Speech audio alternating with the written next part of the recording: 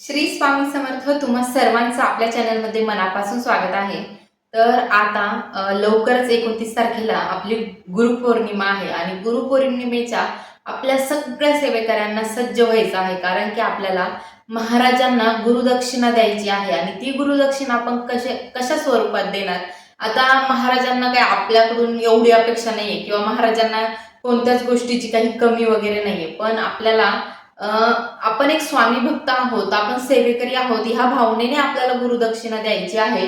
तर ती गुरुदक्षिणा महाराजांना काय द्यायची, तर आज मी तुम्हाला अतिशय छान आणि अतिशय प्रभावी अशी सेवा जी की आपण महाराजांना गुरुदक्षिणा म्हणून देऊ शकतो. आपण महाराजांचे स्वामी चरित्र सारामृत पारायणही करतो. भरपूर जण 21 दिवसाची सेवा करतात, पण ह्या सेवेमध्ये फक्त आणि फक्त ही एकच सेवा जी अगदी 5 मिनिटाची सेवा आहे आणि आपण दररोज तुम्ही हा व्हिडिओ तुम्ही ज्या दिवशीपासून पाहतात त्या दिवसापासून तुम्ही ही सेवा येत्या गुरुपौर्णिमेपर्यंत करू शकता. सेवा अतिशय सुंदर आहे आणि त्याहून ही सेवा प्रभावी तेवढी आहे. आणि आज मला तेच तुम्हाला सांगायचं आहे की सेवा नेमकं काय आहे. तर सेवा एवढीच आहे, आपण ज्या दिवशी तुम्हाला सेवा करायची त्या दिवशी संकल्पित सेवा करायची आहे.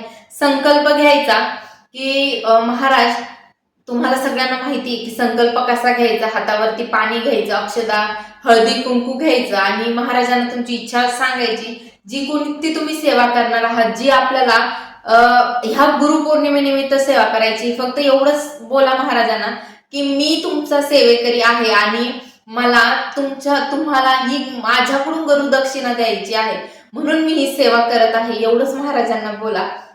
आपल्या महाराजांना काहीच नको असतं, फक्त महाराजांचं नाव घेतलं तरी महाराज अशक्य गोष्टी शक्य करतात. आणि महाराजांची सगळ्यात उच्च कोटीची सेवा हीच आहे की नामस्मरण. तर आपल्याला अगदी दररोज फक्त आणि फक्त 5 मिनिटं देवपूजा झाल्यानंतर महाराजांच्या समोर बसायचं आहे. ना तुम्ही माळ हातात घेऊ नका, ना तुम्ही काउंटर हातात घ्या, फक्त डोळे मिटून महाराजांसमोर शांत बसा आणि 5 मिनिटं अगदी महाराजांचं नामस्मरण करा. पण ते नामस्मरण एवढं अंतकरणापासून करा की ती जी हाक आहे, ती जी साध आहे, ते जे तुमचं नामस्मरण आहे ते महाराजांपर्यंत पोहोचलं पाहिजे. याला ना कुठले नियम आहे ना अटी आहे. फक्त कुठले नियम अटी नसलेली सेवा म्हटलं तर ती महाराजांचं नामस्मरण आहे. आणि तुम्ही ही सेवा ह्या ज्या गुरुपौर्णिमेचा आपला सप्ताह होईल त्या दिवसापासून, जेव्हापासून तुम्ही हा व्हिडिओ पाहाल त्या दिवसापासून तुम्ही ही अगदी दिवसभरात केव्हाही ही सेवा करा. झालं तर अगदी सकाळी केली तर खूप छान. ह्या सेवेला सुरुवात करा आणि तुम्ही बघाल की ह्या सेवेने मी म्हणणार नाही की तुमचा विवाह जमेल, तुम्हाला संतान प्राप्ती होईल, पण जे एक सॅटिस्फॅक्शन असतं, जी मनाची शांती असते, ती आपल्याला ह्या सेवेने भेटते. आणि मी सगळ्यांना विनंती करेल, सेवा अगदी सोपी आहे, फक्त 5 मिनिटाची सेवा आहे आणि सगळ्यांनी करा ही सेवा. खूप प्रभावी सेवा आहे. तुमच्या आयुष्यात महाराज असे काय कामं करतील की कुठली अडचण महाराजांना सांगावी हा विषयच राहणार नाही, कारण की अशक्य गोष्टी या सेवेने शक्य होतात.